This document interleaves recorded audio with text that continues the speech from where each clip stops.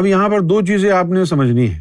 ایک تو ترغیب برائی کی آپ کا نفس دیتا ہے، تو جب یہ پاک ہو جائے گا نفس تو اب کیا ہوگا؟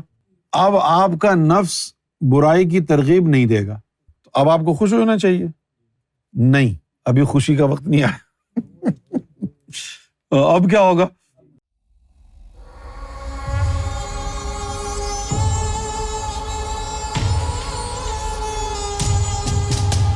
روحانیت میں جو ہے، جب تک آپ کا نفس پاک نہیں ہے تو غلطیوں کی اور گناہوں کی رب کی طرف سے چھوٹ ہے کہ ابھی اس کا نفس ناپاک ہے تو غلطی کا امکان ہے. اس بات کو سمجھیں. جس طرح بچہ چھوٹا ہوتا ہے، کوئی بدتمیزی بھی کر دے تو کہتے ہیں جی بچہ ہے، چھڈو جی، کی کرنا، بچہ ہے. بچے کرتے ہی ہیں، ہے نا ایسا. لیکن جب وہ گرون اپ ہو جائے پھر وہی حرکتیں کرے تو اب نہیں آپ اس کو بخشیں گے. اب تو تم بڑے ہو گئے، اب تم نے کیوں کیا؟ یہی قانون باطن میں ہے. جب تک تیرا نفس پاک نہیں ہے تو چھوٹ ہے. آ جاتی ہے وہ شک کہ یار اس کا نفس ہے یہ ناپاک، ابھی تو پاک کہاں ہوا ہے، لہذا جو بھی غلطی جو بھی گناہ ہوگا وہ معاف ہو جاتا ہے. لیکن نفس کے پاک ہونے کے بعد آپ غلطی نہیں کر سکتے. پوچھئے کیوں نہیں کر سکتے؟ کہ بھئی آپ کے اندر تو برائی کرانے والی چیز ہی ختم ہو گئی، آپ نے غلطی اب کیسے کری؟ تو نفس پاک ہونے کے بعد جو ہے آدمی کو احتیاط کرنی پڑتی. اور جب نفس پاک ہو جائے، اب یہاں پر دو چیزیں آپ نے سمجھنی ہیں. ایک تو ترغیب برائی کی آپ کا نفس دیتا ہے، تو جب یہ پاک ہو جائے گا نفس تو اب کیا ہوگا؟ اب آپ کا نفس برائی کی ترغیب نہیں دے گا، تو اب آپ کو خوش ہونا چاہیے. نہیں، ابھی خوشی کا وقت نہیں آیا. اب کیا ہوگا؟ وہ باہر جو چیزیں پھر رہی ہیں اشتہا پیدا کریں گی، ٹیمپٹیشنز. اچھا نفس تو آپ کا پاک ہو گیا، اب رہ گئی باہر کی جو ہے اشتباہ والی چیزیں. وہ یعنی کسی چیز کو دیکھ کے آپ کی رال ٹپکے. اچھا اب وہ نفس تو پاک ہو گیا، دنیا تو ابھی تک گندی ہے. نفس تو پاک ہو گیا، نفس تو نہیں کہہ رہا کچھ بھی اب آپ کو. اب جو باہر گھومنے پھرنے والی پریاں ہیں وہ آپ کو تنگ کر رہی ہے، وہاں سے ٹیمپٹیشنز آ رہی ہے، اور اس کا بڑا سخت گناہ ہے. ہاں مجھے تو بڑی پریشانی ہوئی تھی یار جب میں نے باطن میں یہ سنا کہ مسلمان کو ضرورت نہیں ہے عورتوں کو دیکھ کے نظر جھکانے کی، وہ تو سراپا شیطان ہے. مومنوں کے لیے حکم ہے کہ جب غیر محرم عورت کو دیکھو تو نیچے کر لو اپنی نگاہیں. تو میں بڑا پریشان ہوا کہ یار مومن کو کیا ضرورت ہے. اور پھر اس کے بعد یہ پتہ چلا کہ ابتدائی مومن نہیں، اعلیٰ مومن کے اوپر فرض ہے کہ عورتوں کو دیکھے تو نظریں نیچے کر لے. پھر اور پریشان ہو گیا. پھر معلوم ہوا کہ اعلیٰ ترین مومن کے اوپر اتنی سختی اس لیے ہے کہ اس کا نفس اب پاک ہو گیا ہے. اب عورت کو دیکھ کے ٹیمپٹیشنز کی وجہ سے گناہ نہ کر بیٹھے، اس کی معافی نہیں ہوگی. جب تک نفس ناپاک ہے گناہ ہوگا تو معافی کے قابل ہے. یہ عذر ہے تیرے پاس کہ نفس تیرا جو ہے ناپاک ہے. جب نفس ناپاک نہیں رہا، پاک ہو گیا، تجھے حکم ہے کہ تو اب کسی چیز کی اشتباہ میں نہ پڑ. عورتوں کو دیکھے تو آنکھیں نیچی کر لے. کیوں نہیں کی؟ اب تیرے نفس نے تجھے گمراہ نہیں کیا، اب تیری اشتباہ، تیری شہوت نے تجھے گمراہ کیا ہے. اس کو اللہ معاف نہیں کرتا، اس کے اوپر لٹکا دیتا ہے. سرکار نے ایک واقعہ روحانی سفر میں درج فرمایا کہ ایک بندہ تھا، چلے مجاہدے کرتا تھا لال باغ میں. سرکار نے فرمایا کہ میں اسے دیکھتا تھا، وہ آسمان کی طرف جو ہے چہرہ کر کے جو ہے نا یوں کرتا تھا، اللہ ہو. اللہ کہتا تو منہ میں لاتا، پھر ہو نکالتا. اللہ، اس کو پوچھا کیا کر رہا ہے؟ اللہ کو کھا رہا ہوں. اللہ ہو، اللہ. ایک دن اس کو روتے ہوئے دیکھا تو پوچھا کیا ہوا؟ کہنے لگا کہ جو میں عبادت کرتا تھا تو اس کا تاثیر یہ ہوئی کہ جب خانہ کعبے میں اذان ہوتی تو مجھے ظاہر میں آواز آتی. تو ابھی میں ایک دن ایک کشتی میں بیٹھ کے کہیں جا رہا تھا تو میری یہ انگلی غلط نیت کے ساتھ کسی عورت کو مس ہو گئی.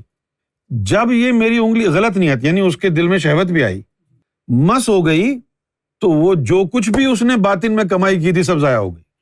وہ اذان بھی بند ہو گئی، اب وہ خالی. حالانکہ بھائی انگلی کا مس ہونا کوئی اتنا بڑا تو نہیں تھا نا. اگر تو گنہگار ہوتا تو نہیں ہوتا، یہ چھوٹ مل جاتی تجھے. لیکن جب تو اندر طہارت تیرے اندر آ گئی ہے، پھر تیری انگلی غلط جگہ کیوں گئی؟ پھر تو نے آنکھ اٹھا کے ٹیمپٹیشنز کو دیکھا کیسے؟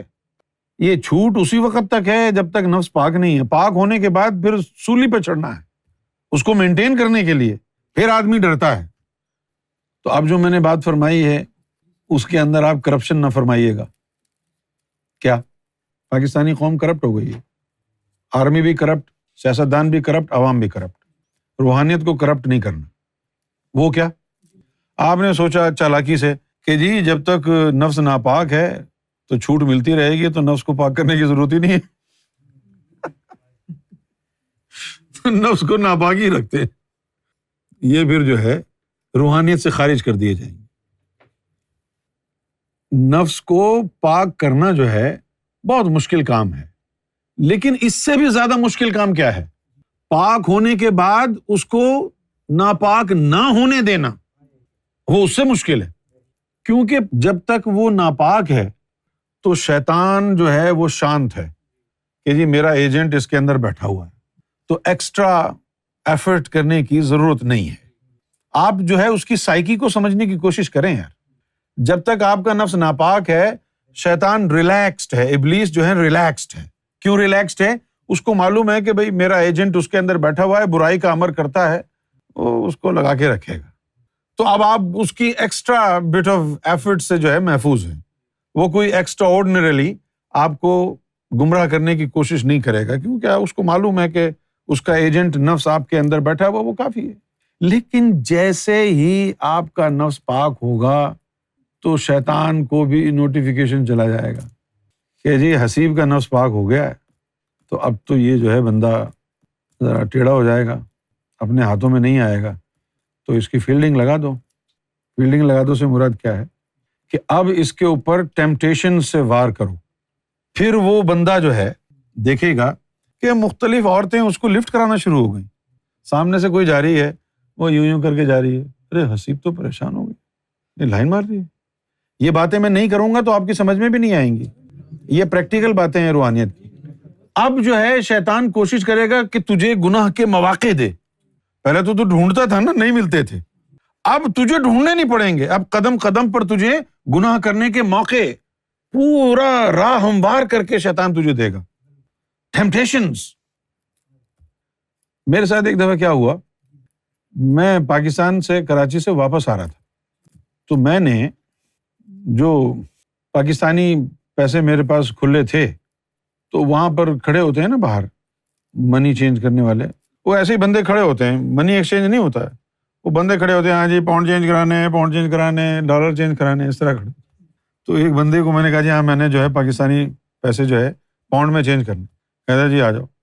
وہ لے گیا مجھے اور اس نے چینج کر کے دے دیے، میں نے بھی اعتبار کر کے رکھ لیے.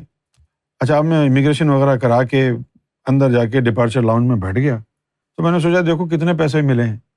اچھا دینے تھے اس نے مجھے 60 پاؤنڈ 60، وہ میں نے گنے تو 660 پاؤنڈ تھے. تو فوری طور پر جو ہے مجھے بڑی خوشی ہوئی. میں نے کہا یار واہ، 60 کی جگہ 660 آ گئے.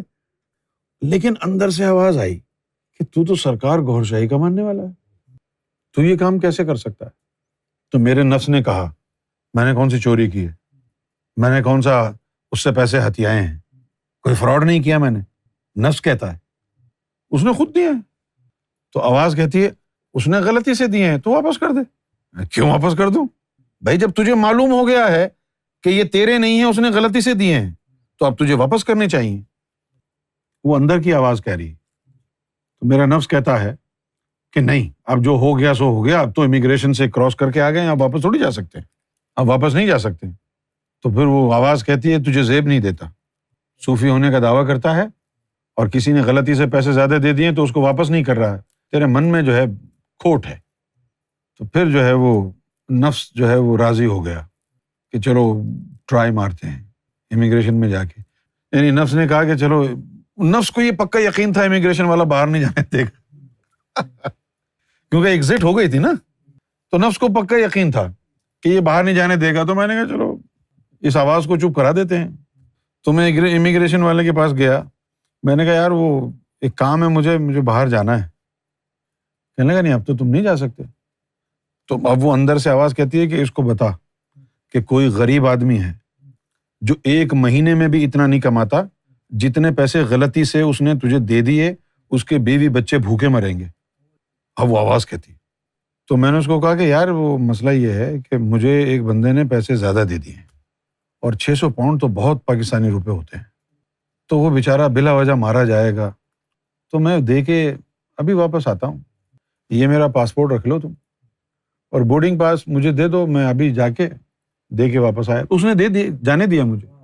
اس نے کہا بھائی تو رکھ لے پاسپورٹ بھی اور یہ بھی رکھ لے، تو دیا. اب وہ میں باہر گیا، اب میں اس بندے کو ڈھونڈ رہا ہوں، وہ بندہ کہیں مل ہی نہیں رہا مجھے. آدھا گھنٹہ ہو گیا اس کو ڈھونڈتے. اچھا اچانک پھر وہ مجھے نظر آیا تو میں نے اس کو یار ادھر آؤ، میں نے تم سے پیسے چینج کرائے تھے. اچھا اب وہ یہ سمجھ رہا تھا کہ شاید اس نے کم مجھے پیسے دیے ہیں، تو وہ دور سے کہہ رہا نہیں بھائی ٹھیک ہے میں نے پورے دیے تھے تجھے. اب میں نے بولا گدھے تو نے مجھے 600 پاؤنڈ زیادہ دے دیے، لے آ کے. کہہ رہا کیا؟ ہاں یہ لو. بہت رو پڑا وہ. اچھا یہ 93 کی بات ہے، 29 سال ہو گئے اس وقت کی بات. تو یہ معافی نہیں تھی. نفس پاک ہونے کے بعد اب یہ ٹیمپٹیشنز تھا نا پیسے کا، اگر وہ میں رکھ لیتا تو گیا، ایمان روحانیت سب برباد ہو جاتی. کہ جب نفس پاک ہو گیا ہے اب تو کیوں گناہ کی طرف مائل ہوا؟ تو نفس پاک ہونے کے بعد بھی گناہ پر آدمی مائل ہوتا ہے. کیوں؟ ٹیمپٹیشنز کی وجہ سے. جو باہر چیزیں ہیں نا ٹیمپٹیشنز، ان کی وجہ سے. نفس پاک ہونے سے مراد ہے کہ نفس آپ کا ملہمہ ہو گیا. جب ملہمہ ہو جاتا ہے نفس تو وہ پاک کہلاتا ہے. اب ملہمہ پر رکھنا آپ کی ذمہ داری ہے. اکثر لوگ جو ہے نا گمراہ پتہ کیوں ہوتے ہیں؟ مرشد کو دیکھ کے گمراہ ہو جاتے ہیں کہ بھائی مرشد تو یہ بھی کھا رہا ہے وہ بھی پی رہا ہے، مرشد تو ادھر بھی جا رہا ہے ادھر بھی جا رہا ہے. ان کو یہ نہیں پتا کہ مرشد کے نفس اور قلب کے اوپر تجلیاں پڑ رہی ہیں، اس نے اپنے نفس کو مینٹین کرنا نہیں ہے کیونکہ اس کو تجلیاں پڑ رہی ہیں، اس کو ضرورت نہیں ہے. اور تو نے ملہمہ کو اپنے اعمال سے، اپنی پرہیزگاری سے، اپنے زہد سے مینٹین کرنا ہے، تو نے اس کی نقل نہیں کرنی. یہاں آ کے مار کھا جاتا ہے بندہ. کیونکہ ولی کو نہیں، ولی کو کوئی احتیاط نہیں کرنی. کیوں نہیں کرنی؟ اس کے 360 تجلیاں نفس پہ پڑ رہی ہیں روزانہ تو باقی رہے گا. اس لیے اللہ نے اس کو گارنٹی دی ہے کہ میں مطمئن ہو گیا تجھ سے، تو مجھ سے مطمئن ہو جا. ملہمہ والے کو تھوڑی کہا ہے، وہ کہا تو سولے پہ لٹ کر ہے. ملہمہ والے کو تو اپنی طہارت خود مینٹین کرنی ہے. اور یہ جو خود مینٹین کرنے والی کہانی ہے نا، یہ بڑی خطرناک. اس کے اندر پھر زہد کی ضرورت پڑتی ہے کہ زہد ایک نہ ایک دن اختیار کرنا پڑتا ہے طہارت کے بعد. لوگ یہ سمجھتے ہیں کہ نفس کو پاک کرنے کے لیے زہد استعمال اور پارسائی استعمال ہوتی ہے. نہیں، زہد کی زیادہ ضرورت پاک صاف ہونے کے بعد پڑتی ہے، پہلے نہیں. ہم کو تو یہ روحانیت سرکار نے سکھائی ہے. بعد میں نے نوٹس کیا کہ ایک جگہ مجھ سے کسی نے کہا کہ کھانا کھاؤ گے؟ میں نے کھانا کھا کے آیا تھا. تو میں نے کہا نہیں، کھانا کھا کے آیا تھا، بھوک نہیں تھی. میں بیٹھ گیا. اب جناب وہ آئی نہاری، حلیم، بریانی، اس میں سے خوشبوئیں پھوٹ رہی ہیں. گمراہ ہو گیا. چلو یار 2 چمچے مار لیتے. اب اس کو کہتے ہیں ٹیمپٹیشن.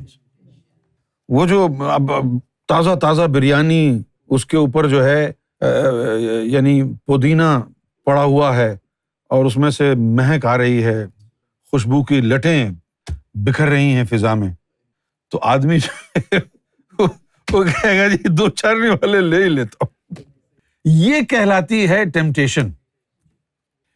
اس ٹیمپٹیشن سے بچانے کے لیے اللہ نے ہماری ماؤں بہنوں کو، عورتوں کو پردے کا حکم دیا تھا کہ ہم اس ٹیمپٹیشن سے بچ جائیں.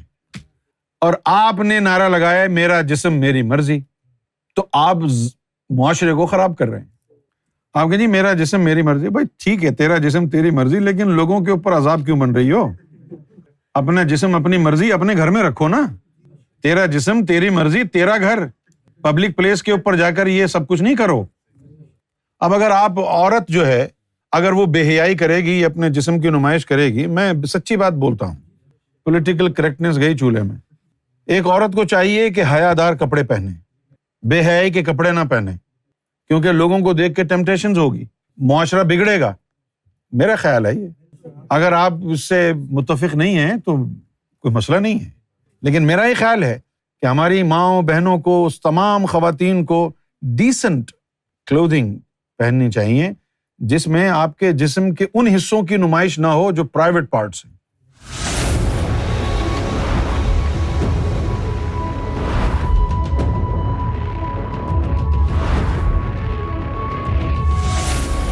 Amra TV, the place to connect with God.